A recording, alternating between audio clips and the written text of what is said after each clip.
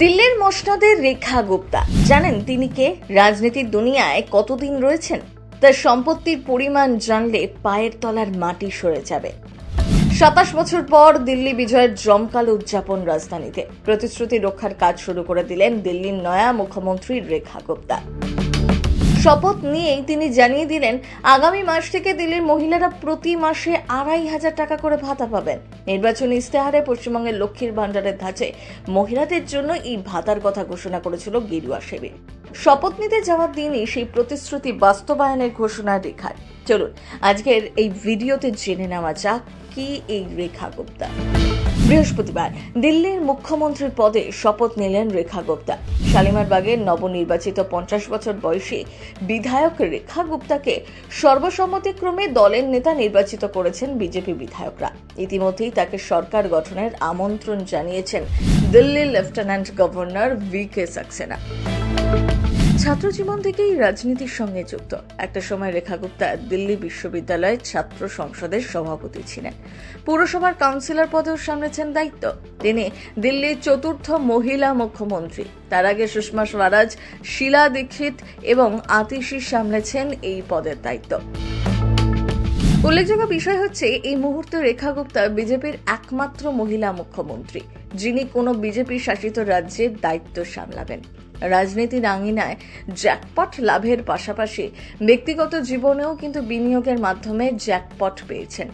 ভোটে লড়ার আগে নিজের বিনিয়োগ ও সম্পত্তির তালিকা নির্বাচন কমিশনের কাছে পেশ করেন রেখা, যা দেখে আপাতত চক্ষু চড়ক গাছ একাংশে।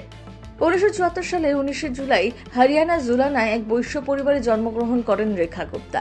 ১৯৯৩ সালে দিল্লি বিশ্ববিদ্যালয়ের দৌলত রাম কলেজ থেকে বাণিজ্যে স্নাতক। পরে ২০২২ সালে চৌধুরী চরণ সিং বিশ্ববিদ্যালয় থেকে LLB করেন। পেশায় একজন আইনজীবী। স্বামী ও ২ সন্তানকে নিয়ে সংসার রেখার। তার স্বামীর নাম মনীষ গুপ্তা। রেখার এক ছেলে এবং এক মেয়ে। দিল্লি বিধানসভা ভোটের সময় নির্বাচন কমিশনে জমা দেওয়া রেখার নির্বাচনী হলফনামা অনুযায়ী তার বিরুদ্ধে কোনো ফৌজদারি মামলা নেই। নির্বাচনী হলফনামা অনুযায়ী ২০২৩ থেকে ২৪ অর্থবর্ষে রেখা গুপ্তার বার্ষিক আয় ছিল ৬.৯২ লক্ষ টাকা। আর তার স্বামী মনীষ গুপ্তার আয় ছিল ৯৭.৫ লক্ষ টাকা। প্রায় ২৯ লক্ষ টাকার সোনা রয়েছে দিল্লির এই নতুন মুখ্যমন্ত্রীর কাছে। অবশ্য এই মোট সোনার পুরোটাই কিন্তু রেখার নয়। নির্বাচন কমিশন সূত্রে জানা গিয়েছে ২২৫ গ্রাম সোনা রয়েছে রেখার কাছে। তার স্বামীর মালিকানায় রয়েছে আরো ১৩৫ গ্রাম সোনা, যার মিলিত বাজার মূল্য ২৯ লক্ষ টাকার কাছাকাছি। তবে শুধু সোনায় বিনিয়োগ করেই কিন্তু ক্ষান্ত হননি রেখা ও তার স্বামী। LIC-তেও মোটা টাকা বিনিয়োগ রয়েছে এই দম্পতির।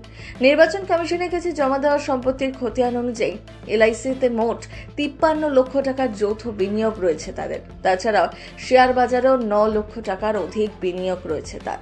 রেখা গুপ্তার মোট অস্থাবর সম্পত্তির মূল্য ১,২৫,৭৩,২৮৯ টাকা। তার স্বামী মনীষ গুপ্তার অস্থাবর সম্পত্তির মূল্য ১,১৪,৯১,৭৭০। রেখা গুপ্তার স্থাবর সম্পত্তির মোট মূল্য ২,৩০,০০,০০০ টাকা আর তার স্বামী স্থাবর সম্পত্তির মূল্য ৩ কোটি টাকা। তবে রেখা গুপ্তার ওপর ৪৮,৪৪,৬৮৫ টাকার ঋণের দায়ও রয়েছে। প্রথম বাংলা ব্যুরো।